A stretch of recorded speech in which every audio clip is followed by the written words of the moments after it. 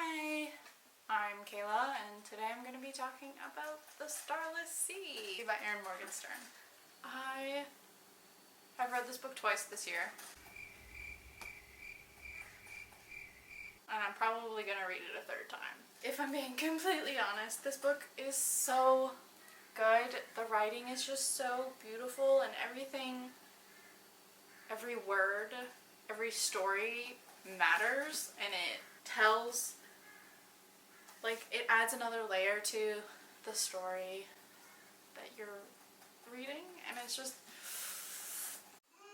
like, Zachary at the start is a pretty uncompelling character, I found. Like, both times I was reading it, I found that the first book, until Fortunes and Fables, I really only cared about, like, the Sweet Sorrows stories.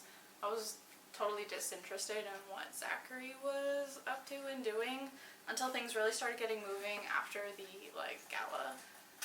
I was talking about this with Monae, but we think that Mirabella, aka Max, aka Fate, is pansexual, polyamorous, because there's no way that she could live all those lives and have the connection that she had with, like, Dorian and Catherine when she was, like, flirting with them.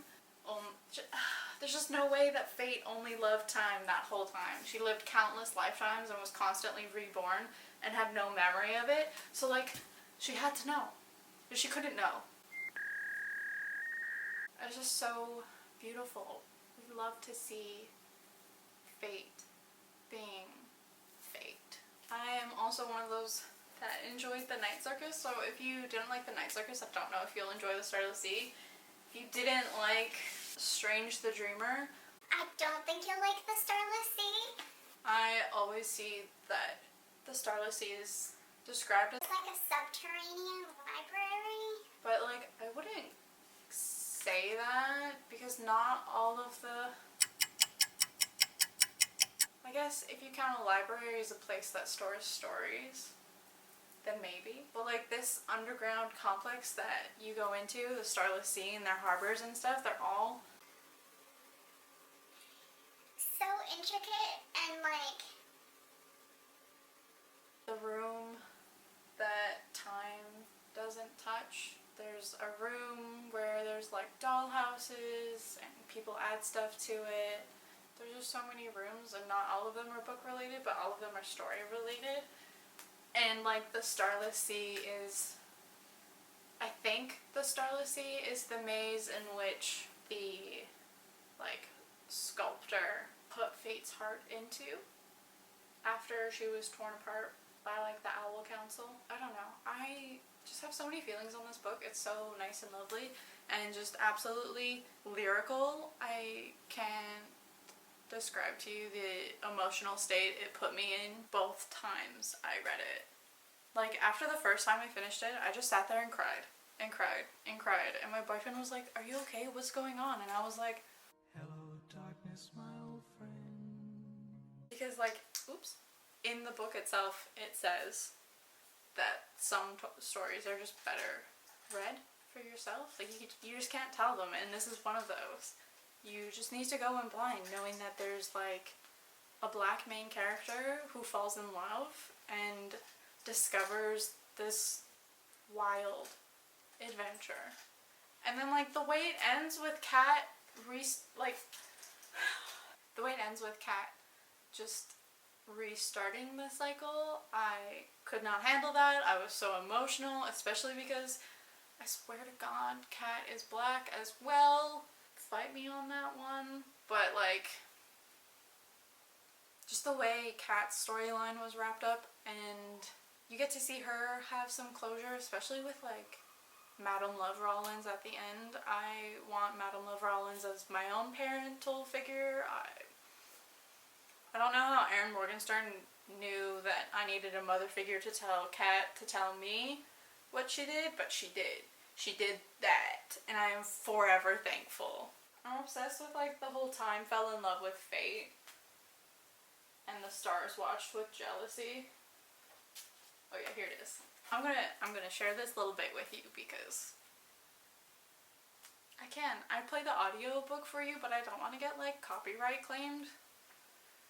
But the person who voices Dorian is... Oh no, I just my luck. Okay. So this is at like the gala event when things start taking off, and Zachary is slowly finding things out, and we don't know about Dorian yet, but Dorian is telling this story to Zachary. Once, very long ago, time fell in love with fate. A male voice. The tone deep, but the cadence light. A storyteller voice. Zachary freezes, waiting, listening. This, as you imagine, proved problematic. The voice continues. Their romance disrupted the flow of time. It tangled the strings of fortune into knots. A hand on his back pushes him gently forward, and Zachary takes a tentative step into the darkness, and then another. The storyteller continues, the volume of his voice now loud enough to fill the space. The stars watch from the heavens nervously, worrying what might occur. What might happen to the days and nights were timed to suffer a broken heart? What catastrophes might result the same if fate awaited fate itself? They continue walking down a dark hall. The stars conspired and... I really need my glasses. The stars conspired and separated the two. For a while they breathed easier in the heavens. Time continued to flow as it always had, or perhaps imperceptibly slower. Fate wove together the paths that were meant to intertwine, though perhaps a string was missed here and there. Now a turn, as Zachary is guided in a different direction through the darkness. In the pause, he can hear the band and the party, and the sound muffled in the distance. But eventually, the storyteller continues, fate and time found each other again. A firm hand on Zachary's shoulder halts their movement. The storyteller leans in closer. In the heavens, the stars sighed, twinkling and fretting. They asked the moon her advice. The moon, in turn, called upon the Parliament of Owls to decide how to best proceed. Somewhere in the darkness, the sound of wings beating close and heavy, moving the air around them. The Parliament of Owls convened and discussed the matter amongst themselves night after night. They argued and debated while the world slept around them, and the world continued to turn unaware that important matters were under discussion while it slumbered. In the darkness, a hand guides Zachary's own to a doorknob. Zachary turns it, and the door opens. In front of him, he thinks he sees a sliver of a crescent moon, and then it vanishes. The Parliament of Owls came to the logical conclusion that if the problem was in combination, one of the elements should be removed. They chose to keep the one they felt more important. The Parliament of Owls told their decision to the stars, and the stars agreed. The moon did not, but on this night she was dark and could not offer her opinion.